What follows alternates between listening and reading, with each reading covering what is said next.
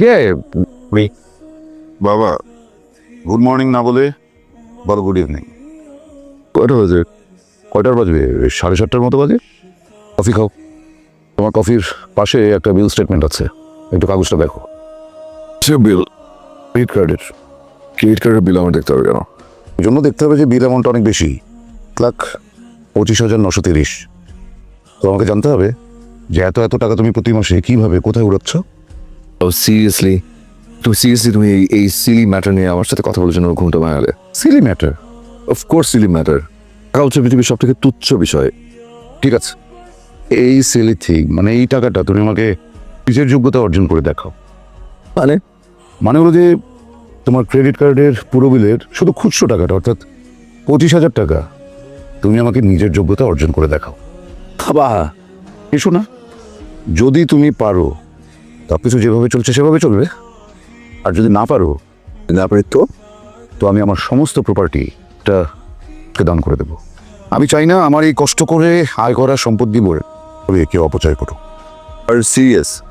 তোমার কি মনে হয়? You are serious? আমার দুটো শর্ত আছে। তোমার তো হলো তুমি এই কাজ করার জন্য বন্ধু বান্ধব আত্মীয় স্বজন কাছ থেকে কোনো হেল্প নিতে পারবে না, কিন্তু তাও তুমি আমার যে ব্যবহার করতে পারবে না। তোমাকে এই পুরো টাকাটাই সম্পূর্ণ নিজের যোগ্যতায় অর্জন করতে হবে। তোমার হাতে সময় থাকছে 2 মাস, আর প্রিলিমিনারি ইনভেস্টমেন্টের জন্য আমি তোমাকে 10,000 টাকা দিচ্ছি। মনে প্রশ্ন আসতে পারে কেন টাকাটা দিচ্ছে আমি? এই জন্য যে আমি যখন এই শহরে প্রথম পা রাখি আমার পকেটে 100 টাকা ছিল, তোমাকে 10,000 দিচ্ছি। তুমি যদি মনে করো যে আমাকে চিট করবে তাহলে ভুল করবে, কিন্তু 24 ঘন্টা তোমাকে নজরে রাখবে। যেহেতু serious, to take it serious as well. এটা ফান হিসেবে নেবে না, ওকে? তুমি কি আমাকে চ্যালেঞ্জ করছো বাবা? তোমার কি মনে হয়? 25,000 টাকা I will earn it like this. তাই নাকি? দেন অন ইট। কাল সকালে তুমি বাড়ি থেকে বেরিয়ে যাবে, তোমার হাতে সময় থাকছে 2 মাস। দোস্ত তুই কই? জিমে। এটা চাকরি লাগবে আমার, 25,000 টাকা স্যালারি। কি? শোন আগে পুরো কথাটা। বাবা আমাকে চ্যালেঞ্জ করেছে বুঝছিস? তুই আমাকে একটা যে কোনো পোস্টে একটু চাকরি দিবি 1 মাসের জন্য, ব্যাস। দেখ তোদের বাপের খেলার মধ্যে আমি নেই। তুই আমার ফ্রেন্ড।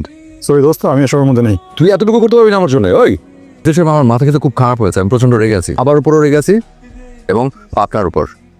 আমি বুঝলাম না, বাস থেকে বের হয়েছি, কালকে থেকে আপনার কাজ হয়তো, আপনি আজকে থেকে আমাকে ফলো করছেন কেন? Why? Sorry sir. Sorry sir. আমি জানি আপনি বাবার খুব বিশ্বস্ত লোক, কিন্তু সবসময় না বিশ্বস্ততা দিয়ে কাজ হয় না, মাঝে মাঝে এই ব্রেনটাকে খাটাতে হয়। আপনাকে কিছু কথা বলবো, আপনি তাই করবেন। আমি টাকাটা ম্যানেজ করে ফেলবো কারো কাছ থেকে, কোনো একটা ফ্রেন্ডের কাছ থেকে হয়তো লোন টোন করবো, করে আমি স্ট্রেট চলে যাবো কোনো একটা রিসর্টে। আমি কিছুদিন থাকবো। বাবাকে এসব কিছুই জানাবেন না। আপনি বাবাকে বলবেন যে আমি কোথাও আছি, এটা নর্মাল মেস্টাস এসব জায়গায় আছি, আর কোনো একটা ছোটোখাটো জব টপ করছি। ঠিক 2 মাস পর আমি ফেরত আসবো। ফেরত আসার পর আমি আপনাকে সুন্দর করে একটা চেক সাইন করে দিব। সেই চেকের অ্যামাউন্টটা হচ্ছে 2 lakh. Sorry sir. Okay fine, done, 5 lakh deal final. Extremely sorry sir. আপনার কি মনে হয় বাবা যা যা বলেছে এগুলো সব সত্যি করবে? আমি তার একমাত্র সন্তান, তার একটাই ছেলে, কিন্তু বাবার সমস্ত কিছু আমার কাছে। তখন কিন্তু আপনার আমাকে ফেস করতে হবে, আপনি বুঝতে পারছেন? তখন আমি আপনার কি করবো? Sorry sir. কি স্যার? Sorry sir. আশ্চর্য, আপনি কি গাধা নাকি? আমি কি বলছেন বুঝতে পারছেন না? স্যার আমি বুঝতে পারছি, আপনি বুঝতে পারছেন না। আমি কখনোই কোনোভাবেই আপনার বাবার কাছে মিথ্যে বলতে পারবো না বা কোনো কিছু লুকোতে পারবো না। একটা কথা বলি, পানিতে না নেমে কখনো সাঁতার শেখা যায় না। চ্যালেঞ্জ জেতার জন্য আপনি শর্টকাট খুঁজছেন, হেরে যাবেন স্যার। আপনি হয়তো ভাবছেন কোনো না কোনোভাবে আপনি টাকাটা ম্যানেজ করে ফেলবেন, তা করতে গিয়ে এটা ভাবছেন না কয়েক ঘন্টা পর আপনার থাকার জায়গাটাও থাকছে না। আপনি না স্যার কাজের প্রায়োরিটি বুঝেন না। আগে যদি আমি হতাম, আগে আমি আগামীকালের ব্যবস্থা করতাম, তারপর অন্য ভাবনা ভাবতাম। I need that money. বিলটা আপনি দিয়ে দেবেন। হ্যাঁ সিরে ভাইয়া, কি বলবেন? পেইং গেস্ট কি? গেস্ট বুঝতে পারিনি? পেইং গেস্ট মানে হচ্ছে একটা ফ্যামিলি থাকবে। হ্যাঁ বুঝতে পেরেছেন? ফ্যামিলি থাকবে, ফ্যামিলির মধ্যে আপনিও থাকবেন, সেখানে মাস শেষে কিছু থাকা খরচ দিবেন আর কি। ফ্যামিলির সাথে? হ্যাঁ। ফ্যামিলির সাথে শেয়ার করে থাকবে? আপনার জন্য এক আলাদা রুম থাকবে। রুম থাকবে? হ্যাঁ, রুমও থাকবে, কিন্তু পুরো বাড়িটা হবে একটা পরিবারের মধ্যে থাকতে হবে, এই আর কি। হ্যালো, সালামালাইকুম। ওই সিট ভাড়া হবে একটা বিজ্ঞাপন, সিট বা ও রুম, এটা দেখে একটু ফোন দিলাম, ভাড়া হয়ে গেছে? আচ্ছা আচ্ছা, ঠিক আছে, সরি, থ্যাংক ইউ। হ্যালো, আচ্ছা, আমি ওই যে একটা পেইং গেস্টের বিজ্ঞাপন দেখে আপনাকে কল করলাম। জি জি বলেন।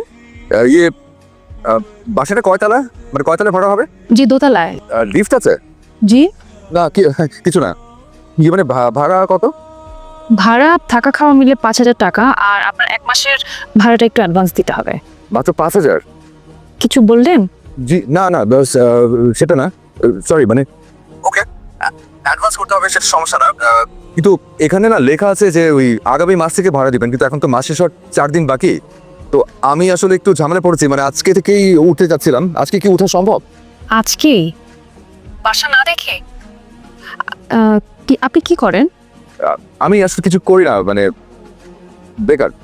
ও, কিছু মনে করবেন না ভাই, কিন্তু আসলে বেকার কাউকে ভাড়া দিতে চাচ্ছি না, পরবর্তীতে ভাড়া দিতে পারবে না এরকম জটিলতা তৈরি হবে। তো শুনুন, আমি এমনিতে আমি কিন্তু ভদ্র ফ্যামিলির ছেলে, আমি কোনো ঝামেলা করবো না, আমি অ্যাডভান্স দিয়ে উঠবো, ঠিক আছে? মানে তো ঝামেলা পড়ে গেছি, তো আজকে আসলে উঠতে হবে আমার, আসলে এই মুহূর্তে একটা থাকার জায়গা খুব দরকার, আপনি প্লিজ একটু ম্যানেজ করে দিন না প্লিজ।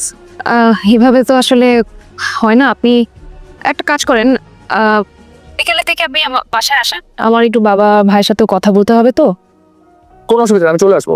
আচ্ছা আচ্ছা, thank you. Thank you, thank you. চাটা ভালো হয়েছে। দেখো বাবা, আমাকে দেখে এবং তোমার সাথে কথা বলে ভালো লেগেছে। তোমাকে খুব ভদ্র পরিবারের সন্তান বলেই মনে হচ্ছে। ও, তুমি তো ঢাকায় থাকো না, এবং ঢাকায় এসো, তোমার কোনো চাকরি বাকরিও এখনো হয়নি।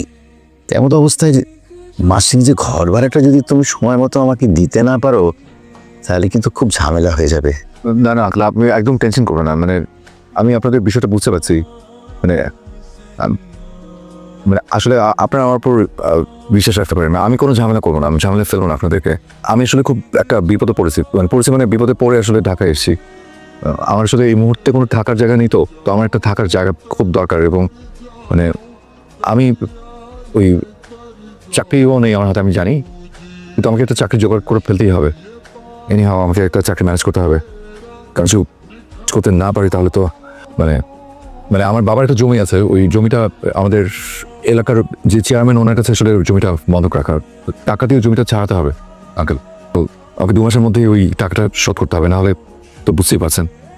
তাই তাই আমি আপনার কাছে একটা হেল্প চাচ্ছি, প্লিজ আমাকে একটু সাহায্য করুন, আমাকে প্লিজ একটু থাকার জায়গা দিন এখানে।